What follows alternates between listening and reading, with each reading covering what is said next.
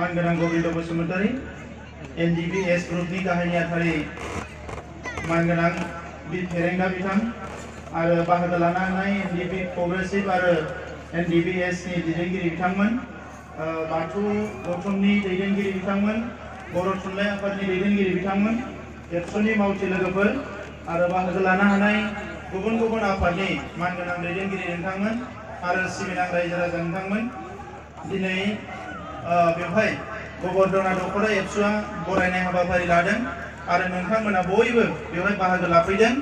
दा गिबियावनो आङो गोलाव सम बड'लेण्ड सोमावसारनायाव जायफ्रा मुंख्लं जालांबाय बिथांमोननि सोरगोआरि जिउ सोलेरा अराय सोरगोआव आलो गोजोनै थानो हायो, बेनि थाखाय इसोरनि खाथियाव आरज गाबबाय। जिखिनि मुंख्लं नखरफोर दङ बिथांमोना जोबोद खस्थ' मोननांबाय, बिथांमोननि खाथियावबो आंनि गोसो गोरबोनि दुखु मोननाय आरो सिबिनायखौ बावहरबाय।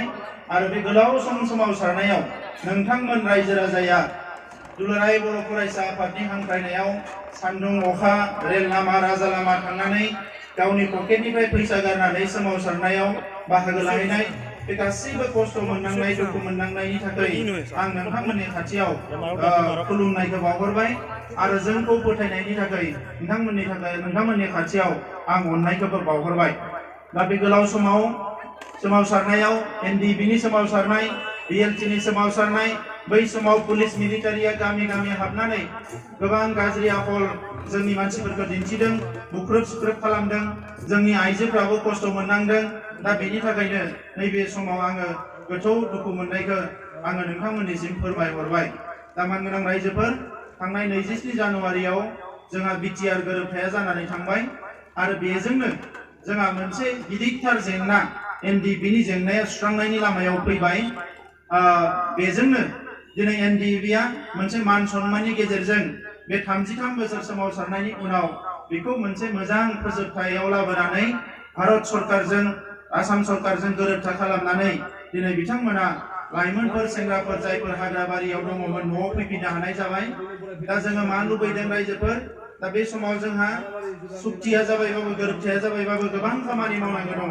मोनसेया जाबाय जोंनि गोबां जोहोलावफ्रा जेलाव दङ, बिसोरखौ जों लासै लासैनो बरननांगोन, केसफोरखौ जोङो फोजोबनांगोन आरो बे जोहोलावफ्रा 33 बोसोर नांबोग्रा जोहोलावफ्रा न'आव फैफिननायनि लोगो लोगोनो बिथांमोननि जि रिहेबिलिटेसन अनसुंथाइ बेफोरखौ बिथांमोना मोननांगोन। आरो बेजों लोगोसे रायजो राजाफ्रा जे आलादा रायजो सोमावसारदोंमोन, बिनि गुबै थांखियानो जाबाय जोङो हारिनि रैखाथि लुबैयो, जोंनि हारिनि जौगानाय लुबैयो, जोंनि हारिनि राव थुनलाइ थामोनथा सिनायथि गासैखौबो रैखाथि होनायजों लोगोसे जौगाजानो लुबैयो।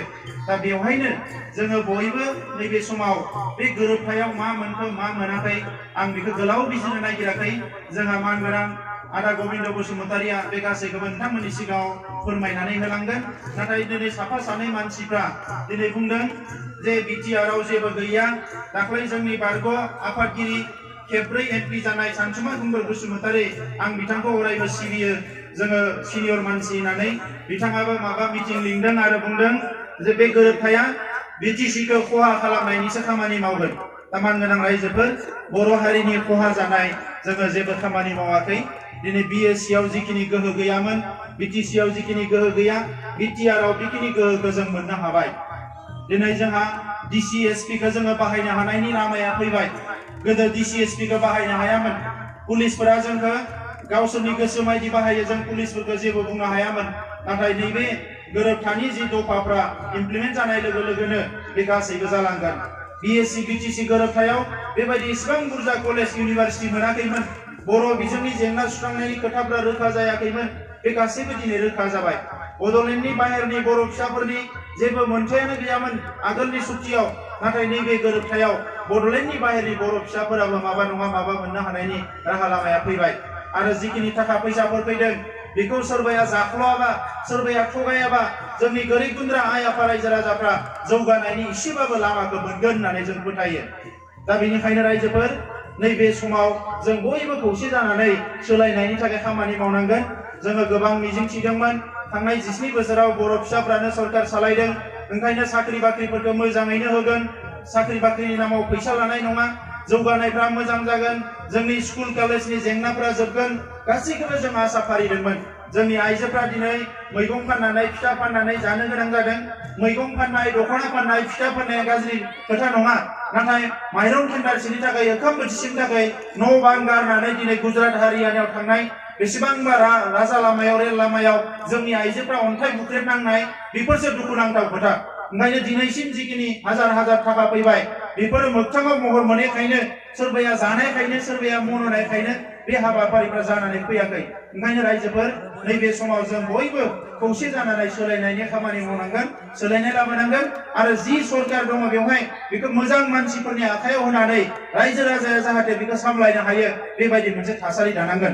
आं गोलाव खोथा बुंला, आं इसोरनि अबंलावरिनि खाथियाव आरज गाबबाय नोंथांमोननि न'खराव अनलायनाय थायो, बयबो आलो गोजोनै संसार जानो हायो आरो नैबे गोरोबथा जानायनि उनावनो जोंनि रांखान्थि, समाजखान्थि, सोलोंथाइ, आबाद फारफ्रोमबो बिथिंनिफ्राय जोङो गोख्रोङै हाबा मावनानै 10 बोसोरनि गेजेरावनो बर' हारिखौ भारत बर्षनि मोनसे जौगासार हारि बानायनो थाखाय जों बयबो खौसे जानानै आवगायलांनांगोन।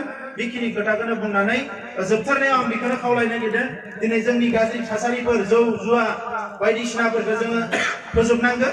मानोना गोग्गो समाज दानांगौबा गुन गोनां सोलोंथाइ लानांगोन।